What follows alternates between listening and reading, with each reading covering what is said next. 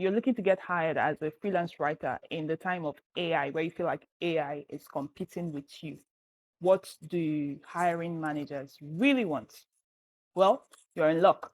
I am head of content marketing at an agency called Spicy Margarita, which is an SEO and content writing agency.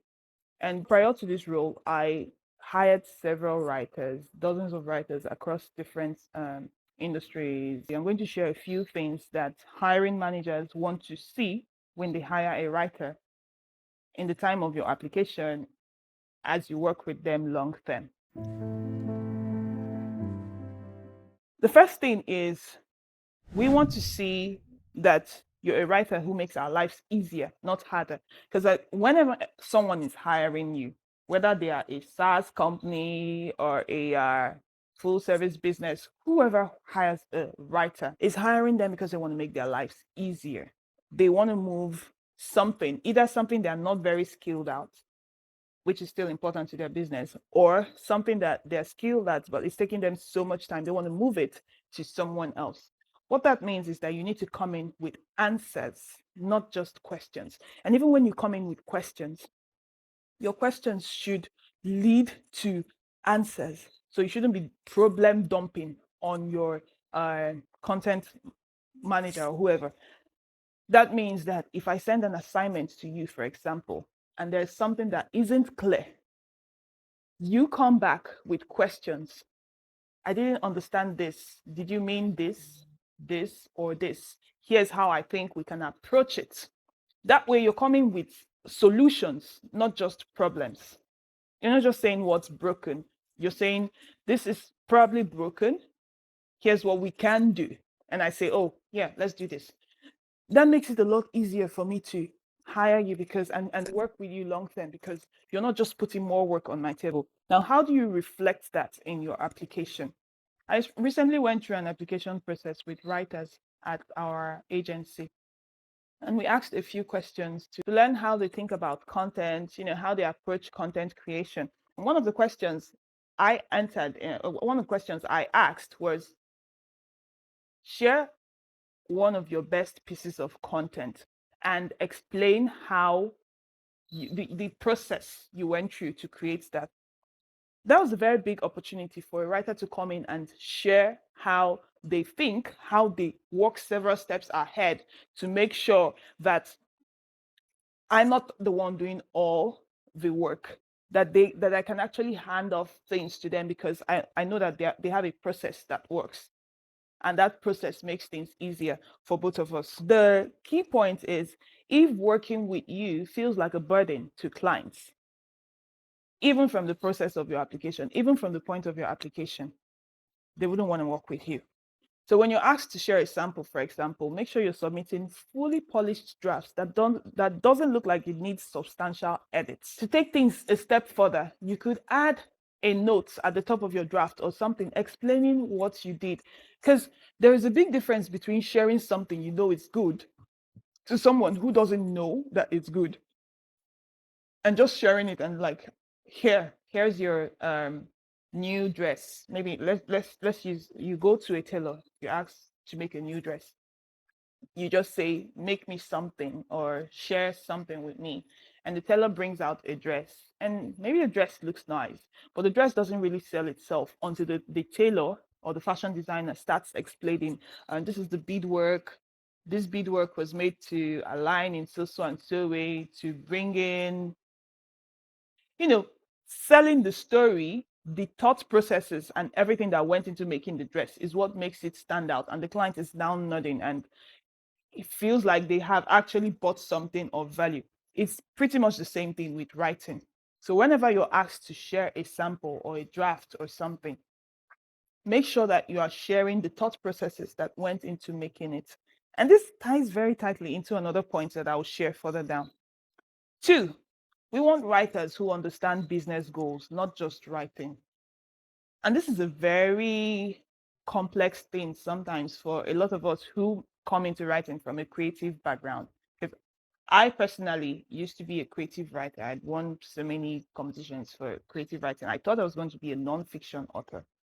And then when I came into writing, It meant that I had to drop my creative writing voice to an extent. Doesn't mean you should strip it off all personality, but to drop some of that creative writing that was meant to entertain and move to persuasive writing that is meant to sell. Big shift.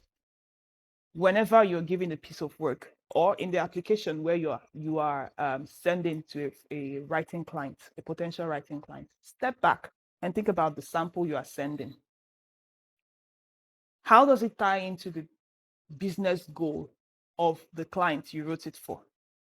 Let's say that you are creating a piece of content, or the sample that you are sending in is for a sales enablement software, right? That has just training as a feature. Let's just say it has training as its focus, right? And you're writing a piece of content about coaching, sales coaching software. Meanwhile, the client you're writing for is a sales and training software.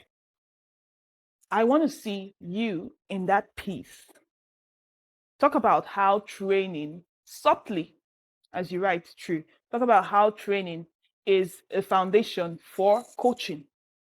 Bring in that piece to show the software, the training software in use, doing the work that it should do to lay the foundation for coaching. That way, you make it an essential part of that article. So the person who is looking for a sales coaching software, for example, knows now that they need to go and find a sales training software first. This is how you show that you understand the business goal, not just the brief, not just the writing, not just the creativity. And make sure that you're explaining this, even in your samples. Challenging pieces like this can be very good sample pieces, but only when you explain what went into, the decisions that you made in relation to the business goal. Number 3, we want writers who think like collaborators, not other takers. Simply put, we want thinkers. I don't want to send you a brief down to an outline and everything, and you take it, and this is actually the parts where AI is replacing now. People will just take orders. Think. Show me what your strong opinions is. I always say that memorable content is content that has a strong opinion. That's what marks content that is memorable.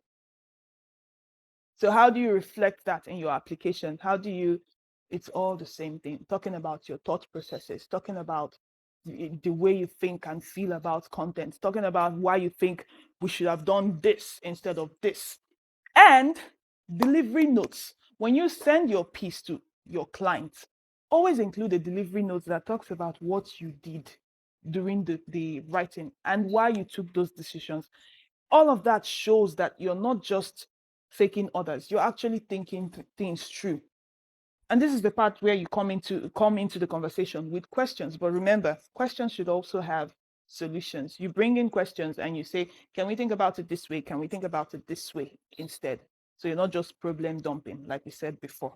The fourth thing, and this one is very understated, the importance of being consistent, dependable, reliable over genius. I would every day pick a writer who is a 5 or a 7/10 over a 10/10, just because the 5/7/10 is reliable. I know that I give you this draft and I get it back when you say I will get it back. Whereas the 10/10 writer can knock every draft out of the park. But sometimes, a lot of times, there is flakiness, there are excuses. The grandmother is dead today, the baby is tomorrow. I know life situations happen. I am a mother of 5, so I struggle with it a lot myself.